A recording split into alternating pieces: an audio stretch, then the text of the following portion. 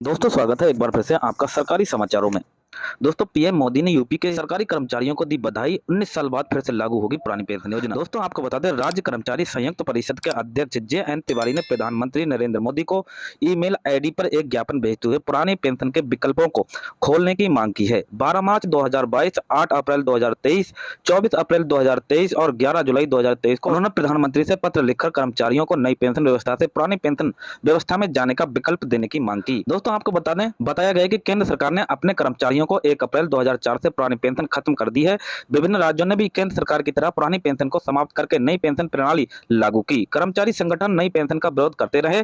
कुछ राज्यों ने कर्मचारियों के विरोध को देखते हुए पुरानी पेंशन को फिर से लागू कर दिया है, लेकिन तकनीकी समस्याएं बनी हुई हैं। जिन राज्यों ने पुरानी पेंशन अपनाई है उन राज्यों के कर्मचारियों का एनपीएस के अंतर्गत दिया गया अंशदान अभी भी नहीं काटा गया है। दोस्तों आपको बता दें, 2009 तक केंद्र सरकार ने कुछ शर्तों पर कर्मचारियों को विकल्प दिया था, लेकिन ये सभी कर्मचारियों के लिए खुला होना चाहिए। देश और राज्य के कर्मचारियों को नई या पुरानी पेंशन योजना में से किसी एक में शामिल होने का अवसर मिलना चाहिए। जिस तरह से सरकार ने निजी क्षेत्र के कर्मचारियों को नई पेंशन योजना में शामिल होने का अवसर दिया है। 26 अगस्त को जे.एन. तिवारी ने मुख्यमंत्री योगी आदित्यनाथ से भी पुरानी पेंशन पर चर्चा की।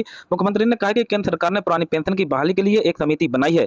समिति की रिपोर्ट आने पर उचित कार्रवाई की जाएगी। प्राप्त जानकारी से पता चलता है कि केंद्र सरकार की समिति भी पुरानी पेंशन योजना को समर्थन देती है। ऐसी स्थिति में कर्मचारियों को नई पेंशन व्यवस्था में जबरदस्ती नहीं रखा जा सकता है। दोस्तों आपको बता दें, सरकार ने व्यापक रूप से नई पेंशन योजना शुरू की है। इसमें सरकारी और निजी कर्मचारी दोनों की भागीदारी सुनिश्चित की गई है। ऐसी स्थिति में सरकार को शायद ये योजना रोकना कठिन होगा, लेकिन सरकारी कर्मचारी के पास कोई विकल्प नहीं होना चाहिए। जे.एन. तिवारी ने कहा कि अगर देश और राज्य के कर्मचारियों को नई पेंशन योजना से पुरानी पेंशन योजना में जाने का विकल्प नहीं दिया गया तो सरकार को इसका भुगतान आने वाले 5 राज्य और लोकसभा चुनाव में करना पड़ सकता है। तो दोस्तों आज के सरकारी समाचारों में बस इतना ही। नमस्कार।